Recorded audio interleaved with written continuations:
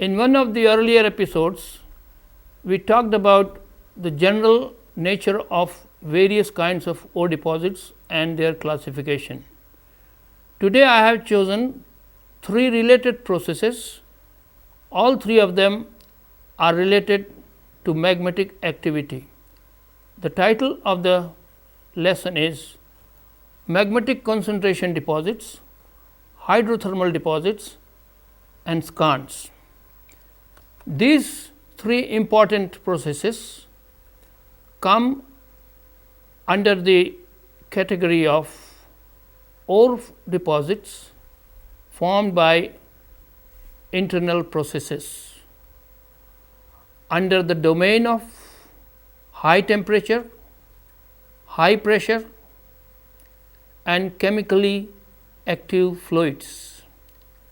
As such, ore deposits, whether formed by internal processes or surface processes, are ultimately related to magma. However, magmatic concentration, hydrothermal solutions and deposits and skarns are the direct result of magmatic activity. Magma supplies heat, energy, ore elements and even water. Though water and ore elements could have other sources too. A large number of ore deposits owe their origin due to these 3 somewhat related processes. The lesson will be discussed under the following heads. We will begin with magmatic concentration deposits, magmatic deposits and rock associations. Thirdly, we will deal with hydrothermal solutions, deposits and associated alterations. Then we will come to cavity filling and replacement deposits, and finally, we will come to skarns.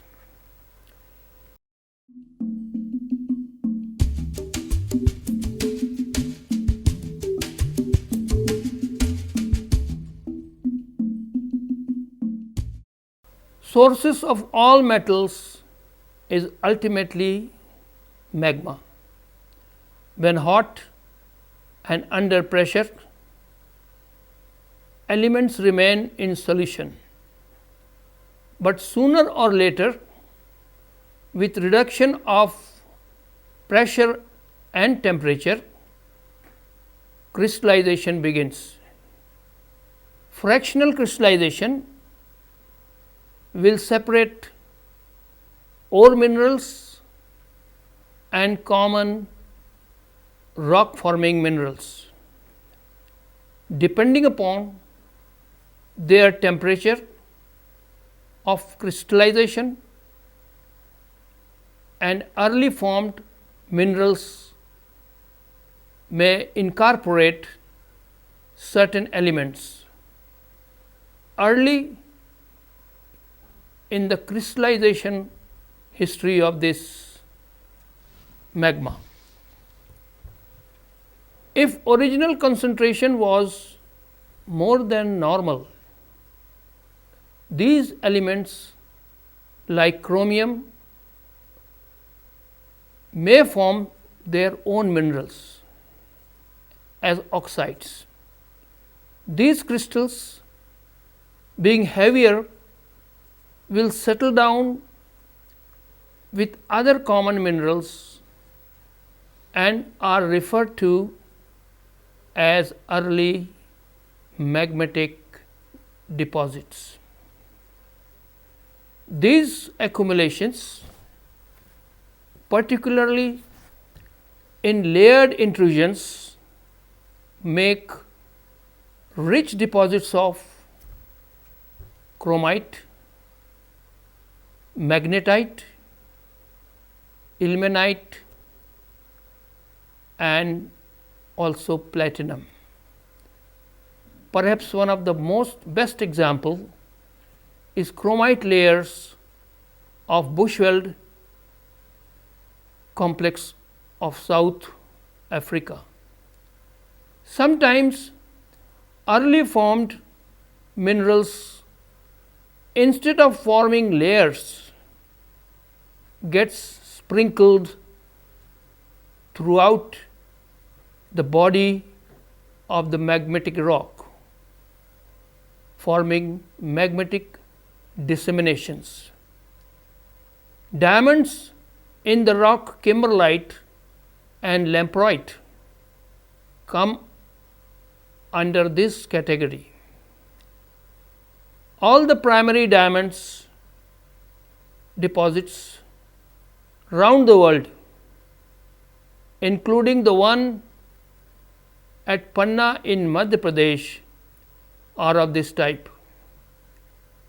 Liquid immiscibility, as one finds in an oil water mix, can also separate sulphide portions from the rest of the magma. PowerPoint 1 illustrates examples of magmatic concentration and dissemination deposits. Ore deposits are also found towards the end stages of crystallization, say when 90% of the magma is solidified. These are called late magmatic deposits. In a layman's language, these are deposits which are formed from the leftovers in what we call residual melts. Residual melts may form minerals and get accumulated in the parent magmatic rock, or under pressure from the volatiles get injected through an outlet into other rocks. The same will happen should sulphide phase and silicate phase become immiscible and can segregate to form a mineral deposit, or may also get injected. Thus, late magmatic deposits can be of four types. 1. Residual liquid segregation, for example, titanomagnetite and platinum deposits of Bushveld complex South Africa. 2. Residual liquid injection. The best examples are magmatic pegmatites from all over the world, which are storehouses for rare ores and minerals. 3. Immiscible liquid segregation, like sulphide deposit of Insizwa intrusion, South Africa. And lastly, immiscible liquid and injection.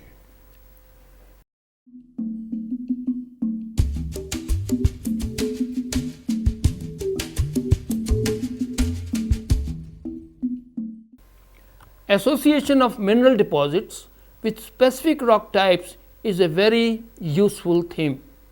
This goes on to prove a very close link between petrology and economic geology. Once we have grasped this fact, we will not look for a right thing in the wrong place, and this is the basis for all kinds of mineral exploration. In general, for most of the magmatic deposits, the host rocks are mafic and ultramafic bodies, being specific all over the world. Following ore deposits, magmatic rock types association is very well recognized. Primary diamond with kimberlite and lamproite,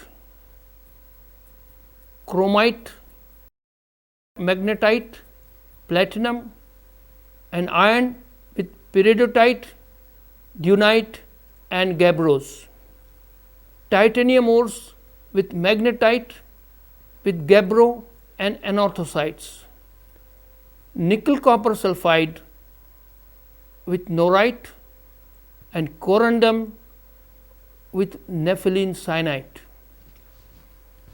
beryl, lepidolite, tin, tungsten and polysite, which is an ore of cesium.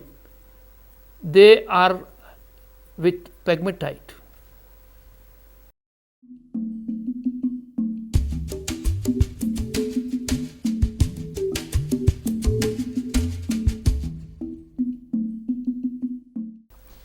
These are perhaps the most common group of metallic deposits, including those of copper, zinc, lead, mercury and silver, and also gold and tungsten. As the name indicates, these ores were transported by hot water fluids. The temperature may range between greater than 500 degrees centigrade and pressure 1 to 3 kilobars.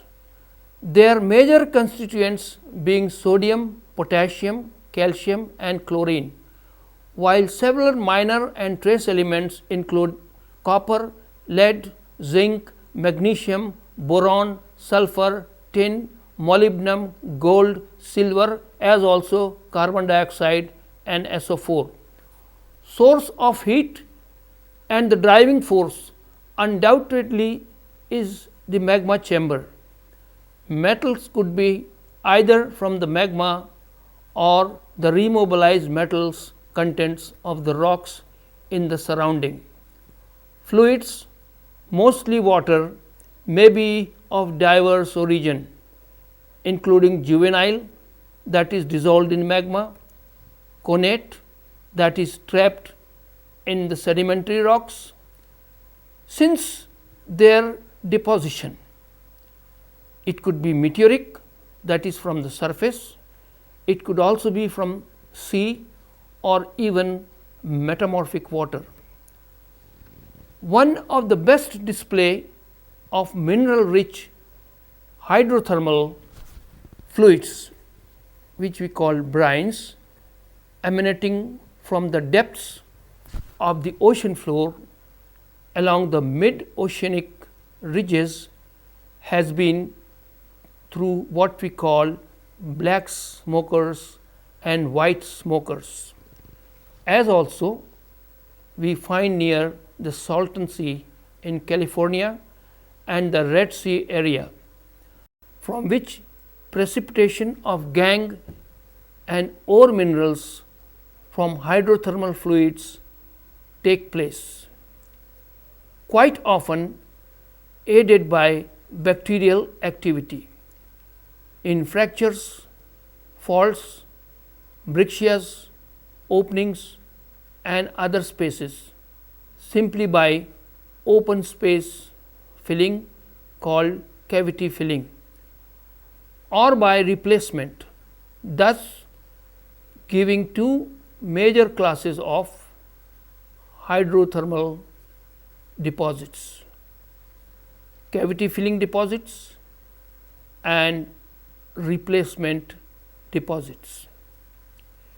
Depending upon the pressure temperature range of their deposition or replacement, there are 5 types of hydrothermal deposits, namely hypothermal, where the temperature range is more than 400 degrees centigrade and the depth is far great. Mesothermal between 240 and 500 degrees centigrade, moderate depth. Then we have epithermal less than 200 degrees centigrade at shallow depth, telethermal where pressure and temperatures both are low, and xenothermal which are close to surface but at elevated temperature. A list of minerals indicating temperature pressure conditions of the hydrothermal deposits is as follows. Under the high temperature and great depth, we have wolframite, which is iron tungsten oxide, cassiterite and magnetite, also chalcopyrite, molybdenite. At medium temperature and pressure, the list of minerals include chalcopyrite, pyrite, galena, sphalerite. At a low temperature range and shallow depth, the mineralogy includes argentite, pyrite and cinnabar, as also stibnite.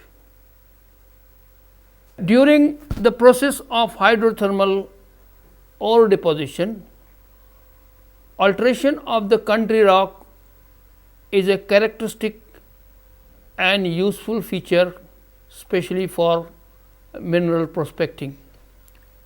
It will depend upon both the nature of hydrothermal solutions and the nature of the host rock. Following types of hydrothermal alterations are well recognized. Number 1, sericitization. It refers to the development of fine grained white mica called sericite and quartz, and results from the breaking down of orthoclase feldspar to sericite and quartz. It is also known as potashic alteration. The second is silicification. It is a very common type of alteration resulting due to the introduction of quartz and cryptocrystalline silica, mostly opal and cherts. Third is dolomitization. It refers to the conversion of pure calcium carbonate host rock into dolomite with the introduction of magnesium from the mineralizing solutions by replacing calcium. Next is the argillic alteration. This is also a very common type of alteration and refers to development of clay minerals, namely kaolinite and mormellinite. It is extremely common in disseminated type of ore deposits, for example, porphyry copper deposits. And the last alteration is known as porphyritic alteration, represented by the development of green color produced by minerals like chlorite, epidote, chert and also calcite in the host rock.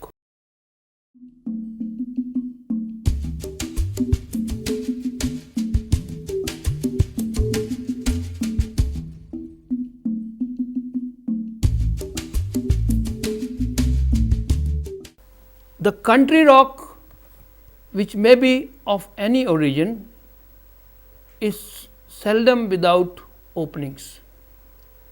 These openings or cavities may be a depositional feature like pores of a sandstone or vesicles of a volcanic rock, or might have been produced in the rock due to tectonic activity or other factors after the formation of rock. These are called induced cavities. These original or induced openings become the favorable site for the deposition of hydrothermal fluids.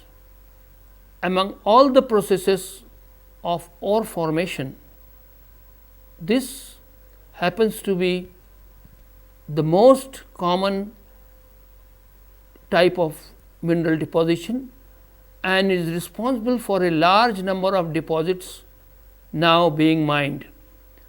The process of cavity filling is favored more at low pressure, that is shallow depth, and low temperature, that is less than 300 degrees centigrade. Thus, most of the deposits of the epithermal category will be of the cavity filling type. The second way involves chemical interaction between hydrothermal fluids and the country rock, whereby one or more of the earlier formed minerals of the country rock are replaced by the newly formed ore element or elements, often retaining the old structure to the very detail. The ore element content in a way is the gift of the hydrothermal fluids to the previous mineralogy of the country rock, and both together constituting the newly formed replacement deposit. The process of replacement is more favorable at high temperature and high pressure, and it should be obvious that is the way of ore formation will be more. Cavity filling in the rock is analogous to a dentist filling a tooth cavity and is by far the most common process of ore formation. Layers after layers of minerals in a symmetrical way making a comb structure. Several types of cavity filled deposits have been recognized, as will be seen in PowerPoint 3. Igneous and sedimentary rocks will have different types of openings which will become sites for mineral deposition. To name few: fissure veins, shear zone, stockworks, saddle reef, ladder veins, breccia fillings, pore spaces, vesicular fillings are some of these.